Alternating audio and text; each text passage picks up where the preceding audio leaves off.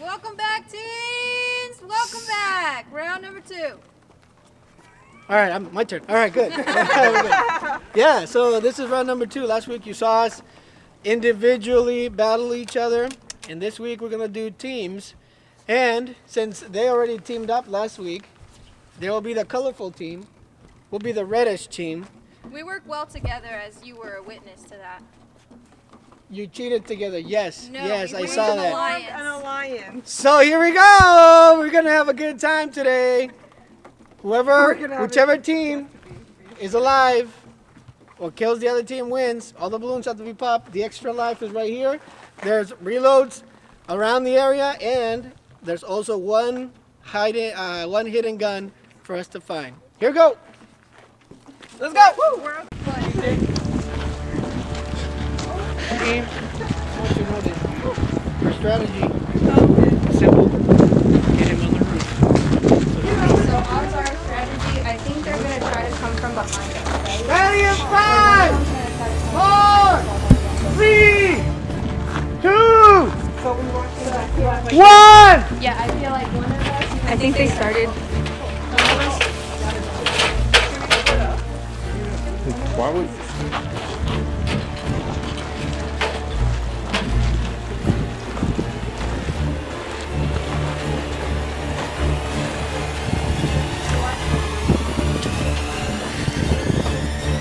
Where are the boundaries? We need to know the boundaries. No, it's working. No I problem. think you just said stay near the South Campus. You got it. You got it. Yeah, but don't go in the comments. I'll put the ladder down.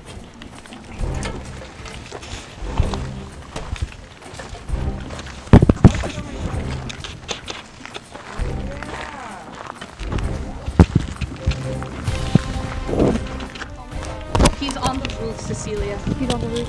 He's on the roof. They're both on the roof. Wait, we didn't even say we started. Left, left, left.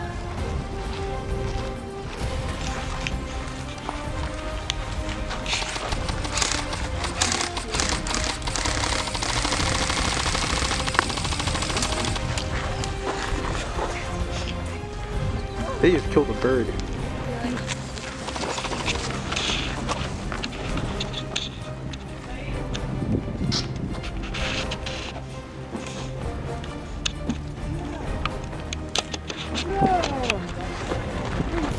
They're on the roof. They're on the roof. They're going this way. He's right there. He's right there.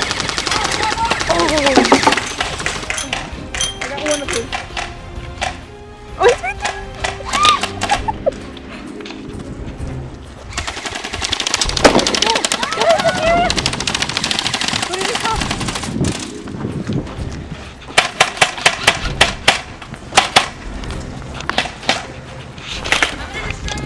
It's stuck on my helmet, Heidi. That way left. You're the Lone Ranger, bro. Coming at you, coming at you.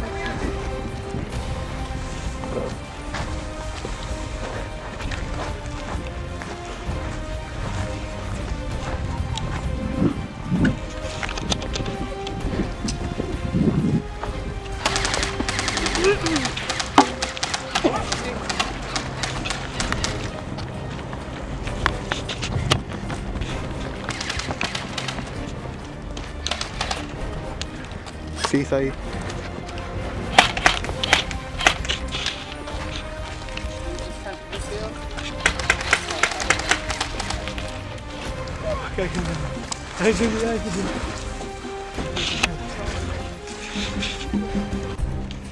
Fly. Marcelo. Marcelo. Climb. Get the vantage point. I don't know how they got up there.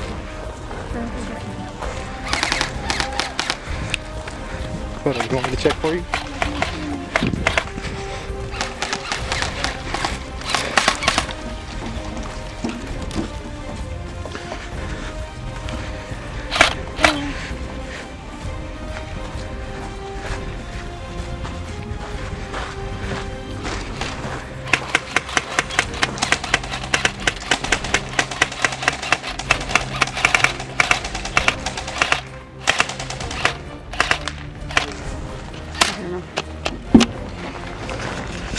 Besides, where you going? Too far. I need to get closer. You gonna see him right there? You gonna see if you're over there? Close because of people.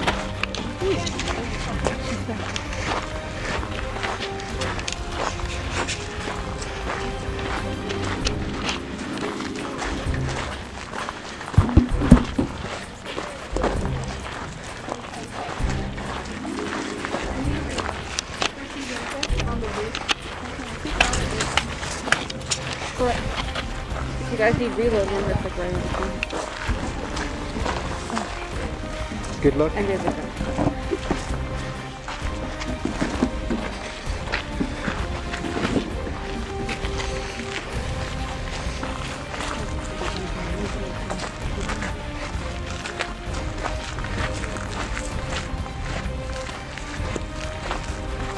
Watch your balloons against the tree.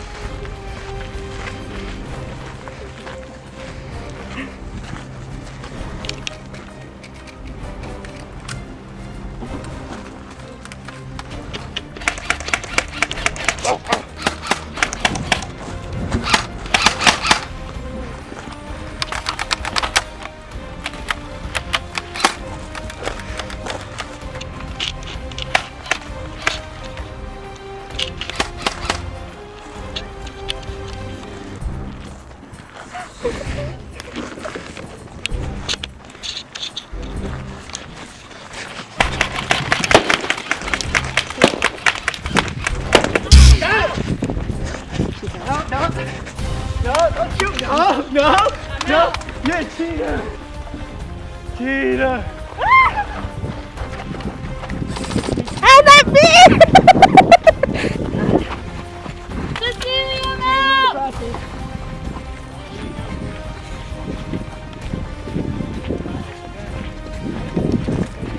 I'm bored.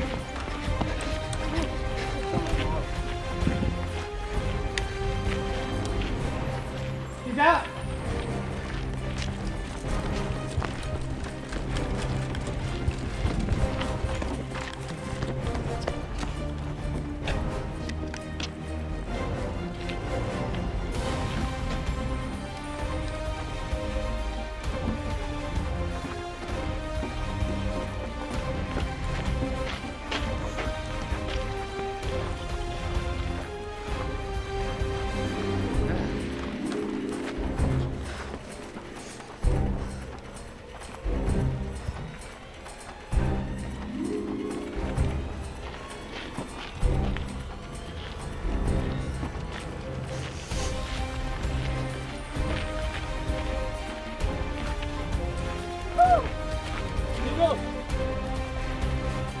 Go for it. It's so crooked. Go. He's dead.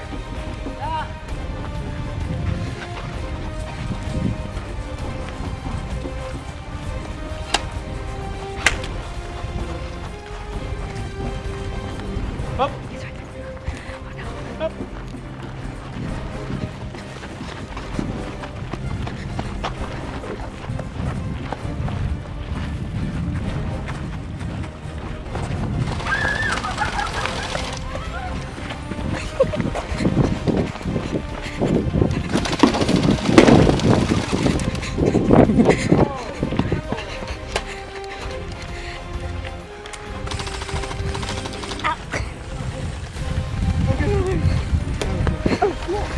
A tree!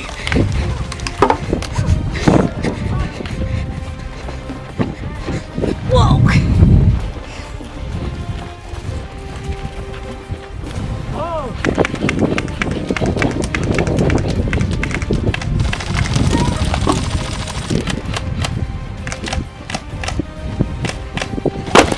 Oh.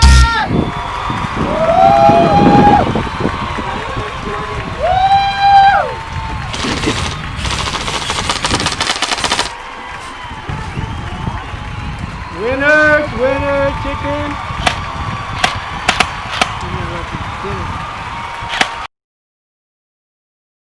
All right, that was pretty good. That was pretty fun. I think this is a better location for sure. Definitely. Different. I like that we only lost one life. I hit That him. was a good shot. She got me from the roof. I was on top of the roof. She got me. It was excellent. That's good. I got the extra life, which it was just basically for bragging reasons. I didn't need it. Ha!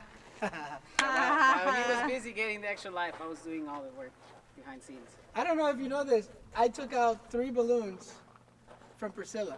Yeah. All 3. Yeah, one but I shot. mean, you took all shot three me of yours, like right? 10 times You in the were torso. hiding your balloons behind you. What was I supposed to do? Why would you shoot her?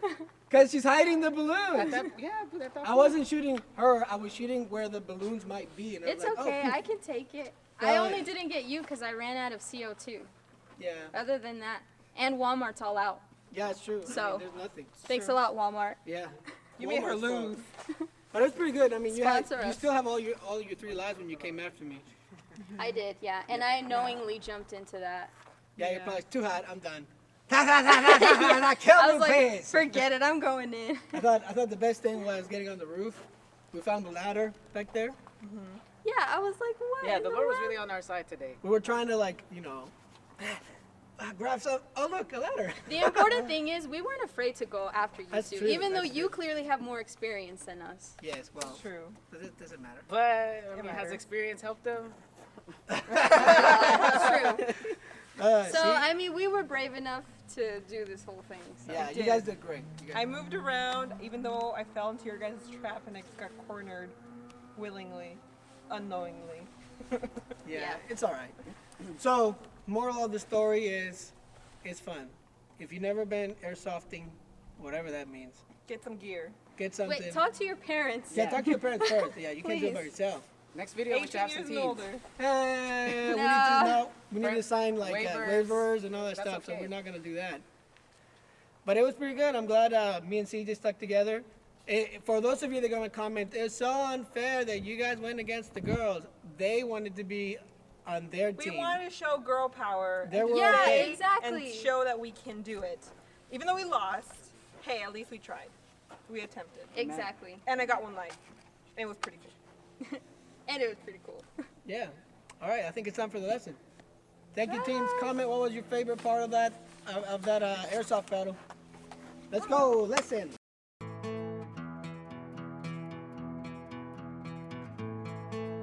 Good afternoon, teens. Thank you so much for joining with us. I hope you enjoyed our airsoft battle. I'm pretty excited because me and CJ won, and those of you that said it's not fair, I don't care because the girls wanted to team up. So they teamed up and they lost. So it was their choice. They lost and then we won. And it was pretty amazing. I mean, got 4 lives. CJ lost 1, but that's okay. I got the extra life. I mean, it was great. We were dominant. So if any of you teens ever want to fight against the winning team, let me know and we'll get that going for you. Today I have a couple of announcements before we get started.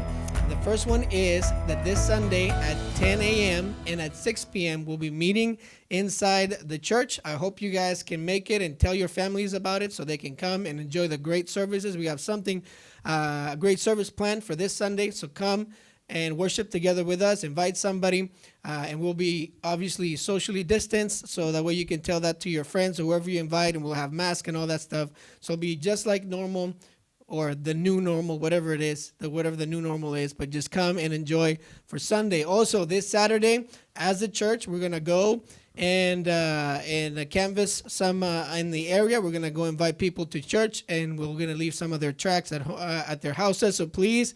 Mark it on your calendar. Come. We'll find you a partner. We'll go together, and we'll try to encourage our community to come, and also try to share the gospel with whoever wants to listen today.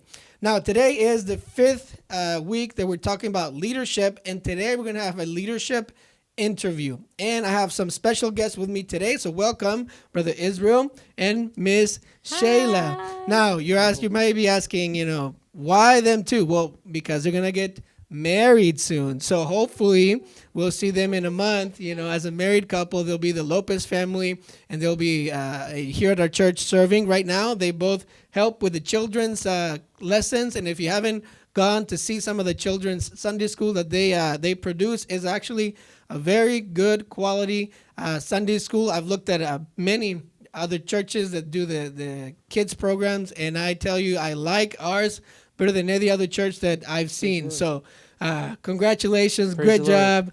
Good job. Praise the Lord. It's Glory to awesome. God. I enjoy watching it. At least my girls enjoy watching it. They like Bo not because he says good things, but because he sounds funny. That's what they're like.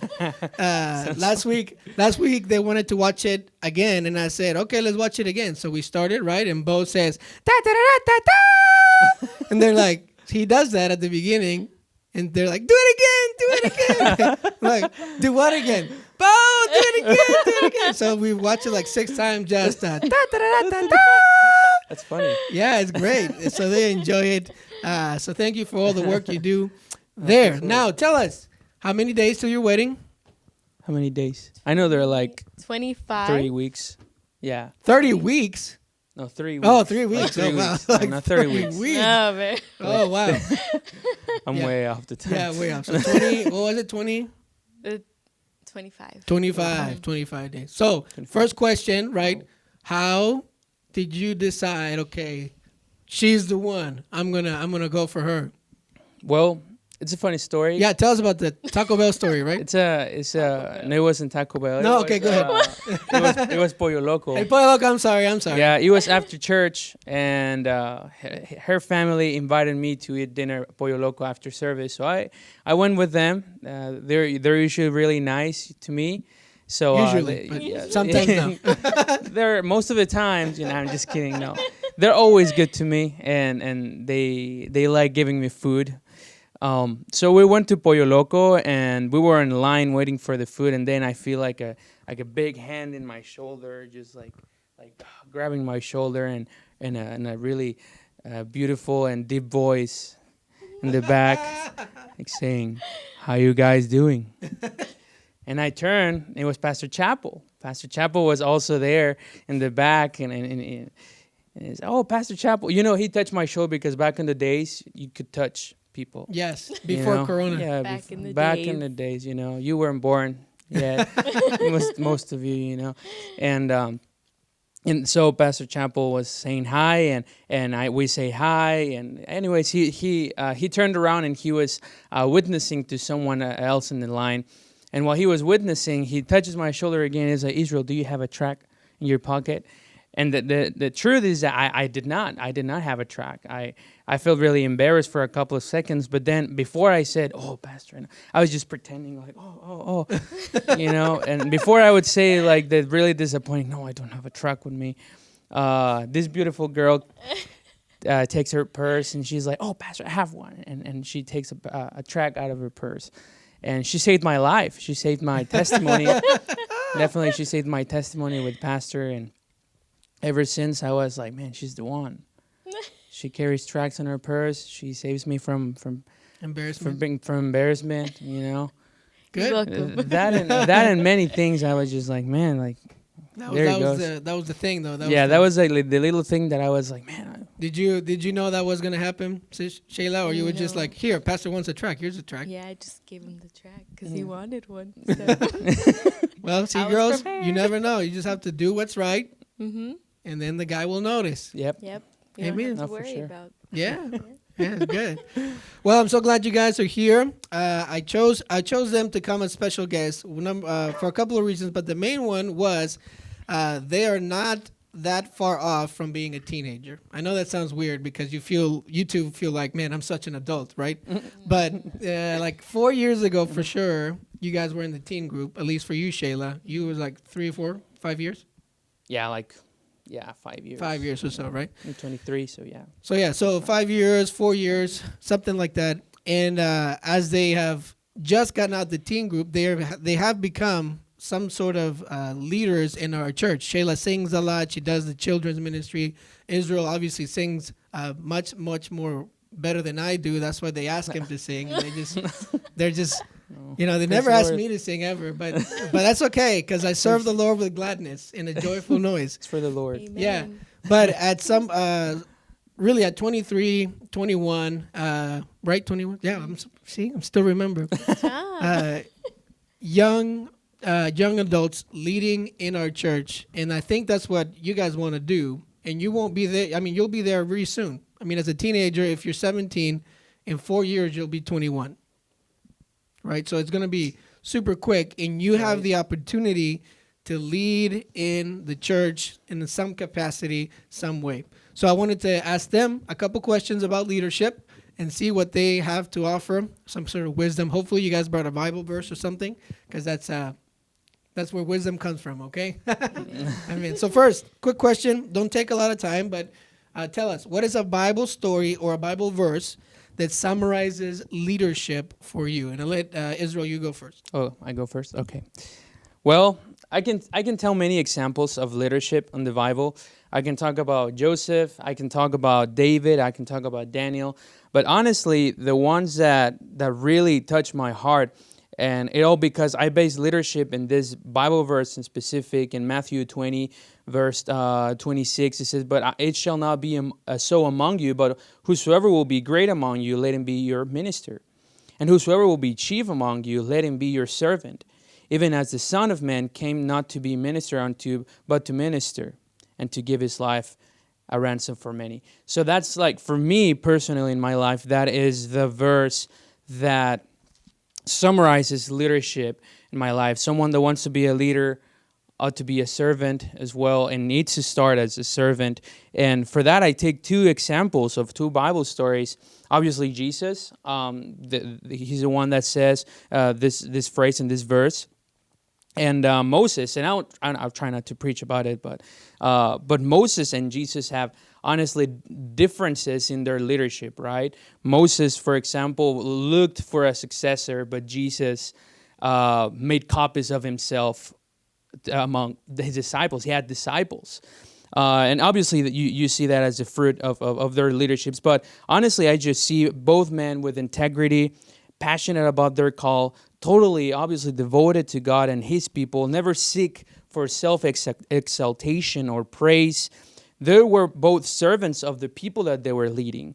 And I think that's a great quality on a servant, just on a leader, to be a servant of the people that he's called to lead. Amen. That's great. What about you, Shayla? What is a Bible story or verse that summarizes leadership for you? Well, I have Hebrews 12:1, which says, "Wherefore, seeing we also are compassed about with so great a cloud of witnesses, let us lay aside every weight and the sin which doth so easily beset us, and let us run with patience the race that is set before us." So I believe that as Christians, the fact that we are saved makes us a living testimony of Jesus. So that means that unbelievers and believers are watching you, even if you don't notice it or not, but they are watching you, whether it's your younger siblings or friends at your school or a boy that likes you that you didn't know. Yeah. Yes. Exactly. So I believe right here it says to set aside every weight and the sin. And it talks about how we have to be constantly be aware of the way we are walking our Christian life. And I also have a verse in Romans 14:13, which says, sorry, my papers are falling everywhere. 14:13, "Let us not therefore judge one another anymore, but judge this rather, that no man put a stumbling block or on any occasion to fall in his brother's way." So your life can either lead someone to decide to want to follow Jesus, or you can either be a stumbling block. And man, they're not going to believe Jesus because they're like, wow, this man says he's a believer, and I don't see anything in his life that makes me think, wow, like he loves Jesus. And I believe every aspect of your life should point to Jesus. And that makes you a leader because people are watching you. Yeah, So. that's great. She's so wise. Yeah. No. Wow. I think you're wise for marrying her. I am wise. Yeah. Yeah. Well, that was good. That was I like you guys' answers for sure. Now let's get more personal with leadership. Okay, you're adults, but your teen years are kind of fresh in your mind. So when you were a teen, think about this. Was there a time when you could have led, but didn't? And if there is, can you tell us that story? Yeah, go ahead, Israel. I go first? Yeah. Okay. Well, in my case, the problem wasn't that I wasn't or that I didn't lead. The problem with me and my teenagers, it was that how I used to lead. So I was not always like the guy to wear like a shirt like this, and I was honestly, if there was like a mess in the classroom, I was honestly in the eye of the hurricane there. I was causing it.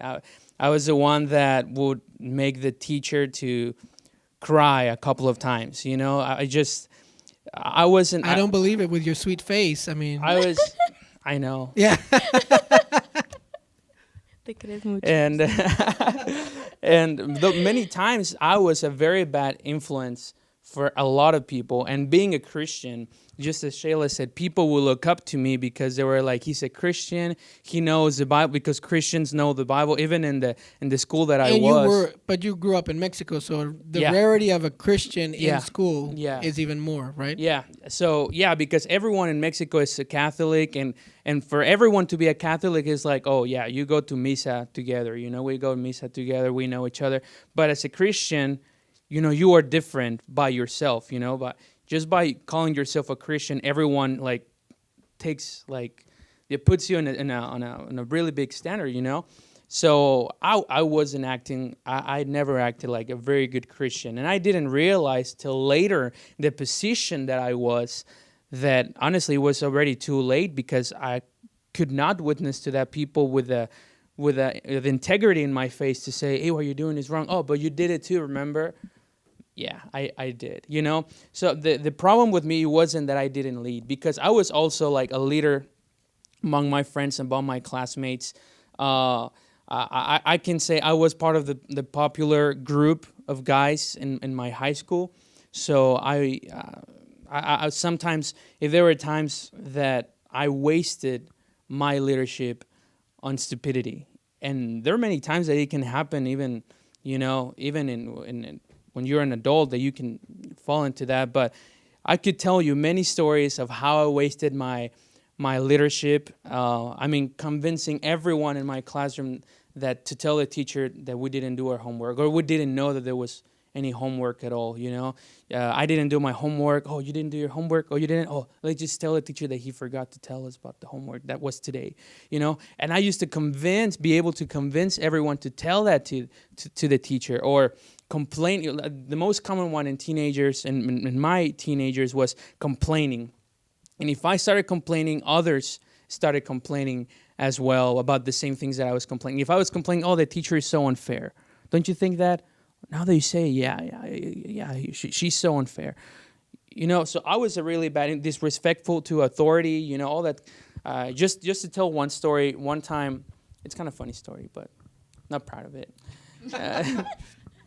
I grabbed the marker on the whiteboard, and I just drew a little point, a little dot in the middle.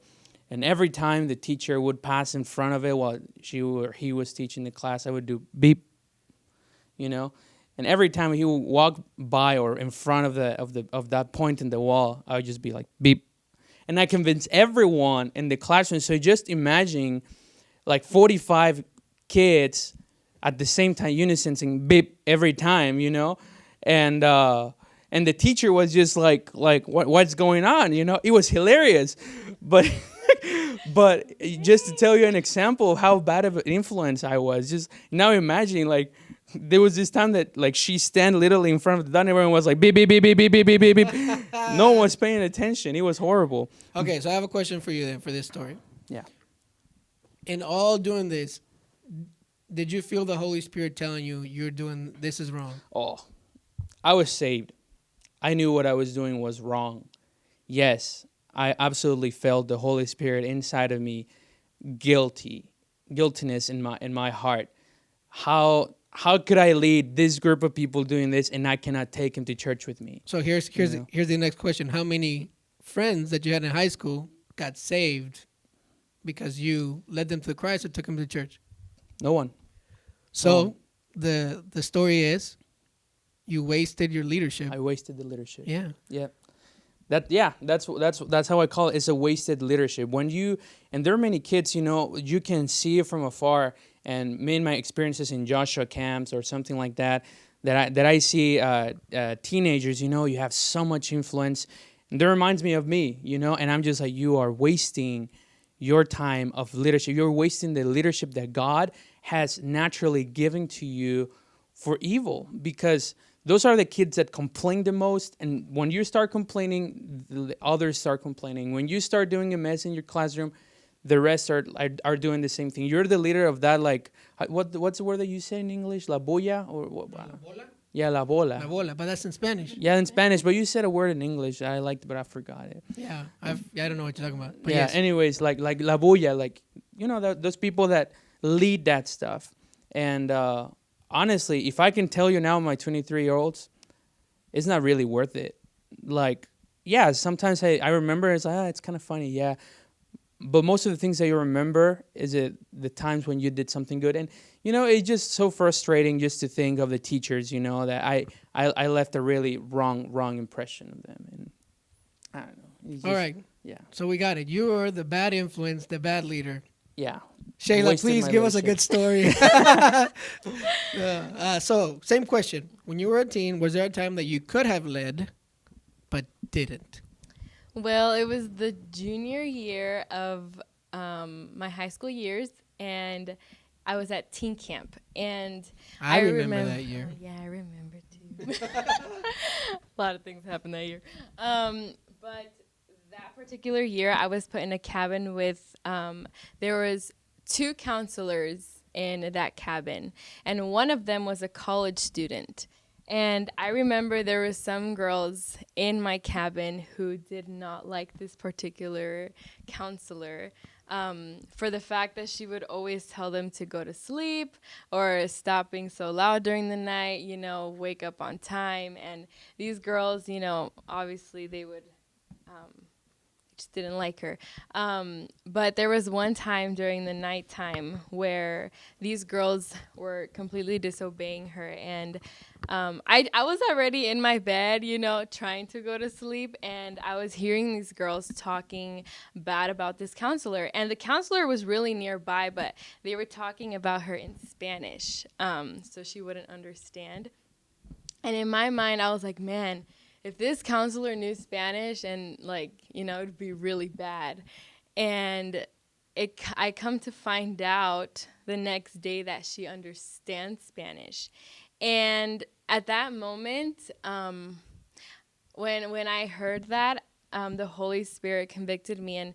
And even though I didn't do anything, or I wasn't talking bad about her, but I wish I would have done something about it, where I would have gone to those girls and told them to stop talking bad about her because it's wrong, and to pray for her instead, and to just obey and do whatever your authority is asking you to do. And right there, I regretted it. And I wish I would have stood up and been a better testimony to help that situation. And So you would say that as a teen, fear drives more than the leader or the influence that you want to have? Is that what you think? Yes, because as a teenager, most of the times you don't want to be looked at as like the tattletale or like the loser, or like you don't want to be looked that way. Even though you didn't do anything wrong, I still believe you can still do wrong and not doing anything about a situation which could have been better, or could have made that week better for our counselor, or even the spirit of the cabin could have been better that week. You know. So. And what stopped you from? I mean, the Holy Spirit was talking to you, but what kept you going? Was it popularity? Was it fear? Was it? I think it was just the feeling of, I was afraid that if I started to doing the right thing, people would not believe me, and I would lose the influence that I thought I earned or I gained myself towards it. I see. So that's important. So with that in mind, what would you tell then your younger self about leading as a teen? Well, I have a verse. Go ahead. Go ahead. Galatians 6:9. It says, "Let us not be weary in well-doing, for in due season we shall reap if we faint not." So I wish I would have applied this verse more to my teen years, and to just be more aware of doing the right thing instead of thinking what others think about you. And Question. Now you mentioned that. How much does it matter what your teen friends think about you now? Nothing doesn't matter Now, right? at all. Mm-mm. Those people that were doing bad, are they doing anything good for the Lord right now? They're not. So, looking back, you would say it was not worth.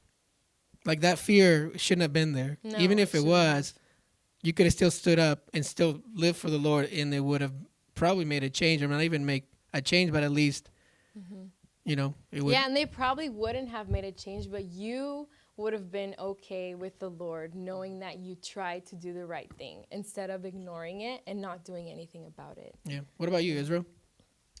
The thing that I can think of right now is the parable of the talents. Yeah, and just taking the point of God has given you something very special that not a lot of people has, and is a natural sense of leading. If God has given you that, honestly, just minister it wisely, not because of fear. Just stop doing the right thing. Just as Shayla says, honestly, do the right thing. What I would tell myself if I would be my own youth pastor back then, I would look at myself and I'd be like, hey, stop wasting your influence. Stop wasting the influence that you have in your life. I'll tell them, stop complaining. Be the difference that you want to be in whatever lackings you see in the world. Mediocre people complain, leaders do. I would tell that to myself, only because the fact that I wasted so many opportunities to lead someone to the Lord or to lead someone to a better way. And right now, I have those people on Facebook. Obviously, they're all not saved. Many of them came out being or gay or I don't know of anyone yet that have passed away.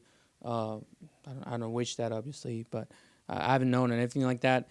But many people that I've seen, and they just post pictures of them being drunk somewhere in a dance club or taking drugs or openly being homosexual or something like that. I think of myself, I could have made a difference in their life And even if you didn't make a difference in their life, you would not feel as guilty. Right. You would feel like, man, I did everything I could, and they still decided, but at least I did something. Yeah. Right. So so those are some good lessons that you teens could learn. I mean, just in a couple of years, you could be either feeling regret for not doing something, or you can be feeling great that you actually used your leadership for something good. And like we talked last week, teens, leadership is influence. And if you use your influence for good, you'll be glad. You'll be happy. You'll be content. You'll know that your life counted for something. Well, thank you guys for coming and sharing some of your leadership principles that you failed and now have learned, which is pretty good. That's what we do. We fail and then we learn in Christian life. And hopefully you guys get married soon, 24 days, that nothing happens, that the laws don't change and all this other stuff. Keep us in your prayers. Yes. And then give them a gift, Wedding We're gift. looking for it. Let me redeem myself with Yeah, one go thing. ahead. I think I just said a lot of negative things about my past life. But I just want to redeem myself with this thought. Good. I just want to redeem myself with this. Honestly, there's still hope, I look at the past and I see, a lot of bad things. But God honestly worked in my heart when I was willing to give my heart to Him. So it wasn't until my first semester in Bible college that I realized all of this. And I took the time. I went to the desert and I said sorry for everything, for all of that. And I got right with God because of all of that. And you can go through life thinking, I'm a leader, I'm going to success in life, because that's what's Hollywood selling to you, right? But honestly, the reality comes when you get right with the Lord and you realize I was so wrong. There's so much stuff to do in my life to serve Him, or just to be right, just to be an influence. Well, positively. of course, you guys are the example of it. You're here serving, leading in some of the ministries of church, which means that even though you weren't perfect when you were a teenager, you still can be used of God. You can still get right with God and all that. All right, teens, thank you so much for being with us. I hope you learned something, and let us know in the comments what something that you learned, or if you thought that the guys cheated in the game. Whatever it is, just let us know there in the comments. Thank you, teens. Have a great day. Bye.